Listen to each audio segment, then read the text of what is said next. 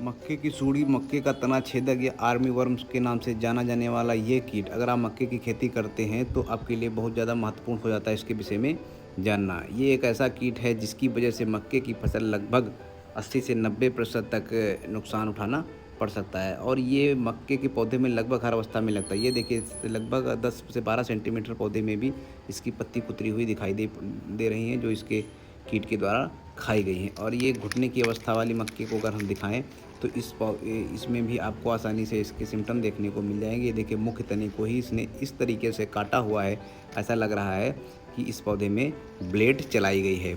और अगर ये बात करें तो इस ऐसा नहीं है कि घुटने की अवस्था में, ये छोटे पौधे में घुटने की अवस्था में, और यहाँ तक कि जब भुट्टे आ जाते हैं ऐसी दशा में इसका प्रकोप देखने को मिल जाएगा, जो मुख्य तने को ही काट देते हैं। और इसका जो घोगा कहा जाता है उसी में बीच में, यानी जो मुख्य तना होता है उसी में ये घुसे हुए रहते हैं और उसको काटा करते हैं। देखिए, इसका मल सब आप आसानी से देख के और पौधे की कुतरी हुई पत्तियां देख के आसानी से पहचान सकते हैं कि इसमें कीट है। अब हम एक आपको ऐसा पौधा दिखाते हैं जिसमें ये कीट आसानी से देखा जाए कि ये पौधे को कुतर रहा है, किस तरीके से मक्के की फसल को भारी नुकसान इस कीट के द्वारा पहुंचता है। ये देखिए, पौधा आपको दिखाएं तो पौधा नीचे से एकदम स्वस्थ तंदुरुस्त दिख रहा है ना।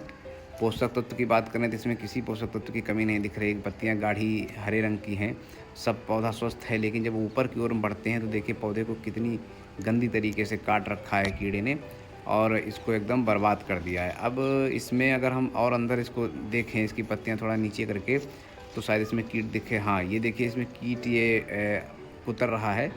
इसी को इल्ली कहते हैं या आर्मी वर्म कहते हैं, ये देखिए।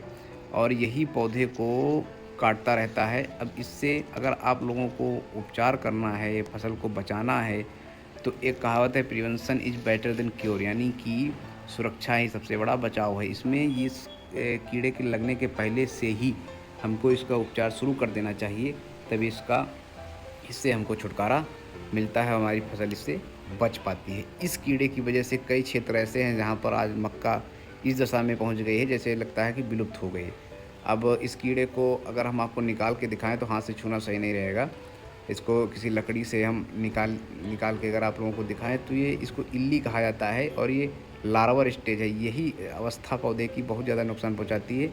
लेकिन बात ये रहती है कि ये मुख्य तने में घुसा रहता है, तो अगर हम हल्के फुल्के कोई कीटनाशक भी डालते हैं तो इनका कोई असर देखने को नहीं मिलता है, क्योंकि ये पौधे के इतना अंदर घुसे होते हैं कि इन तक ये कीटनाशक पहुंच नहीं पाते। दूसरी चीज़ है कि मक्के की फसल बरसात के सीज़न में ज़्यादा होती है, तो वैसे में क्या होता है कि अगर बारिश हो गई तो वो कीटनाशक धुल जाते हैं, तो उसका भी इन पर असर ख़त्म हो जाता है। तो ये देखिए, एक बड़ा कीट होने के कारण ये एक कीट लगभग एक पौधे को ख़त्म करने के लिए पर्याप्त होता है। और ये पौधे की हर अवस्था में, छोटे हों 5 सेंटीमीटर की अवस्था से शुरू होता है इसका प्रकोप, और भुट्टे लगने तक आसानी से देखा जा सकता है। इससे जो नुकसान होता है, ये देखिए, आप लोग देख सकते हैं कि भुट्टे में भी ये घुसे हुए आपको दिखाई पड़ेंगे और एकदम अंदर तक चले जाते हैं और पूरे पौधे को एकदम नष्ट कर देते हैं।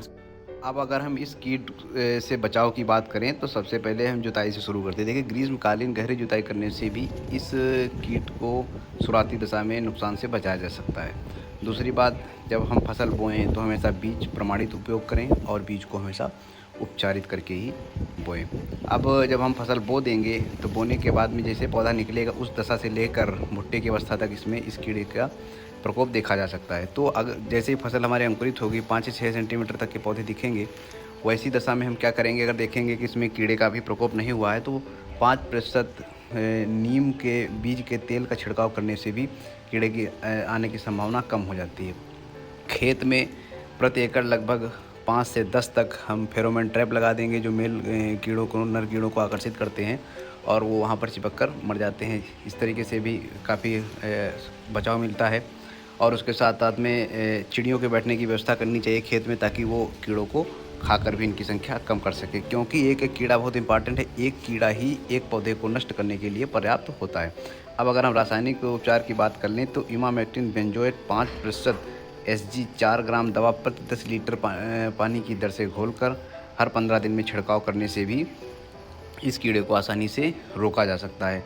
और दूसरी दवा की अगर बात करें तो कार्बोफ्यूरान 3% CG 33 किलोग्राम प्रति एकड़ की दर से छिड़काव करना चाहिए, इसका जो है डस्टिंग करनी चाहिए धूल में मिलाकर, या इस तरीके से डालना चाहिए, यूरिया में मिलाकर भी डाल सकते हैं, या इस तरीके से डाल लें कि जो इसका मेन तना होता है जिसको गाँव की भाषा में घोगा कहते हैं, उसमें भी ये दवा ज़रूर जाए, क्योंकि उसी के अंदर ये कीड़ा घुसा हुआ होता है।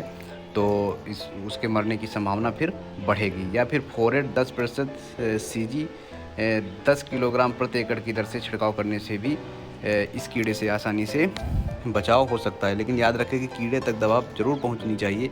इसको कार्बोफ्यूरान को हम यूरिया के साथ मिलाकर या धूल के साथ भी दे सकते हैं, लेकिन ये जो घोगा दिख रहा है इसके अंदर इस दवा को जाना बहुत ज़रूरी है, तभी ये कीड़ा मरेगा। तो ये उपचार की बात हो गई। इसी तरीके की बेहतरीन जानकारी के लिए हमारे चैनल को सब्सक्राइब करें और बेल आइकन प्रेस करें, और हमारे यूट्यूब चैनल से आप लोग जुड़े रहें ताकि आने वाली सभी जानकारी आप तक पहुंचती रहे। बहुत बहुत धन्यवाद। जय हिंद।